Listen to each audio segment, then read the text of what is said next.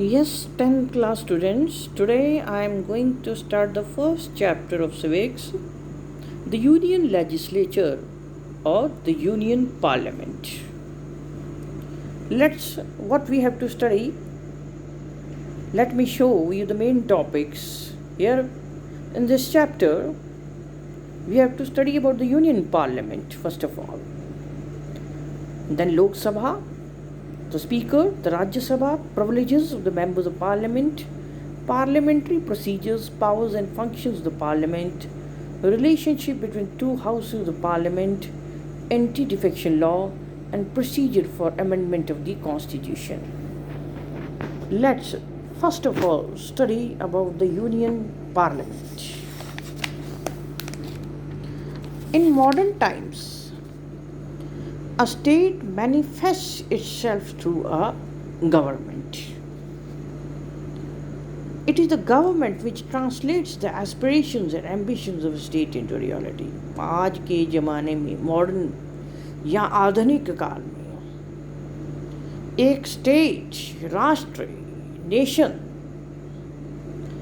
अपने आप को किस रूप में चलाता है या गवर्न करता है, गवर्नमेंट के रूप में। यह गवर्नमेंट ही है जो स्टेट की एस्पिरेशंस, इच्छाओं, उनकी आकांक्षाओं को वास्तविकता में बदलती है।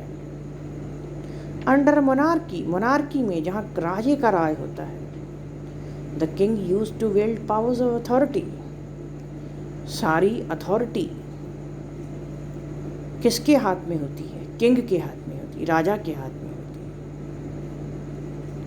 His command was the law, और राजा की कमांड ही कानून होता है। जो राजा ने कह दिया, आदेश दे दिया, वो कानून बन जाता था। His actions were absolute and final. राजा जो भी एक्शन लेता था वो सदा के लिए कानून बन जाते थे और फाइनल होते थे। And his decisions were binding. और राजा ने जो निर्णय एक बार ले लिया वो सारी प्रजा को मानना पड़ता था किसी भी कीमत पर। But in modern democratic states these functions are performed by distinct wings of the government, which are more or less independent in their respective spheres. But आज के मॉडर्न आधुनिक लोकतंत्रात्मक स्टेट में ये जो भूमिकाएं हैं, फंक्शंस हैं, ये जो वर्क्स हैं, ये गवर्नमेंट के अलग अलग ऑर्गन्स या विंग्स परफॉर्म करते हैं, जो मोर और लेस इंडिपेंडेंट हैं, स्वतंत्र हैं अपने अलग अलग स्फीयर्स में, अलग अलग क्षेत्रों में। लॉ मेकिंग विंग, जो कानून बनाने वाला विंग है, इसे लेजिस्लेचर कहा जाता है।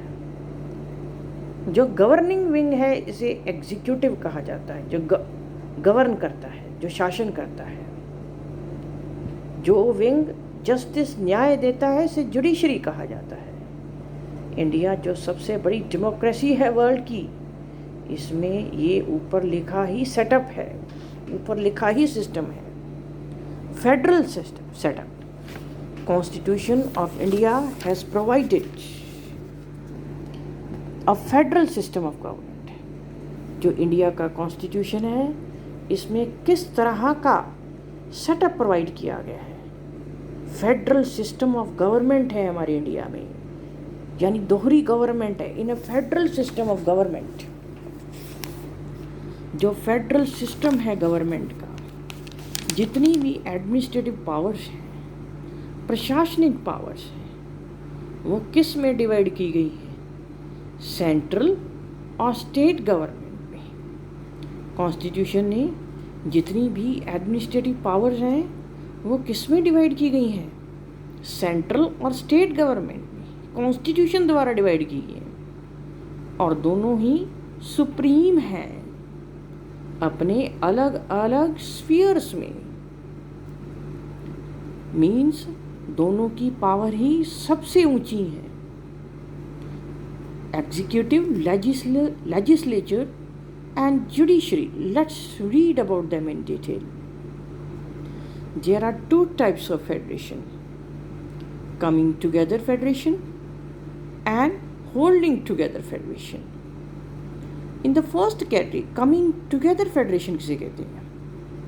In the first category, independent states come together on their own to form a federation. पहली कैटेगरी में फ्री स्टेट्स इकट्ठे हो जाते हैं ताकि वो क्या बना सके, फेडरेशन बना सके. Here various constituent states are strong and enjoy powers at par with the central government. बहुत सारे कॉन्स्टिट्यूंट जो कंट्री में स्टेट होते हैं स्ट्रॉन्ग होते हैं और उनकी पावर्स किनके बराबर होती है? सेंट्रल गवर्नमेंट की. जैसे कि यूएसए और ऑस्ट्रेलिया में इस तरह की गवर्नमेंट है. इन होल्डिंग टुगेदर फेडरेशन में बहुत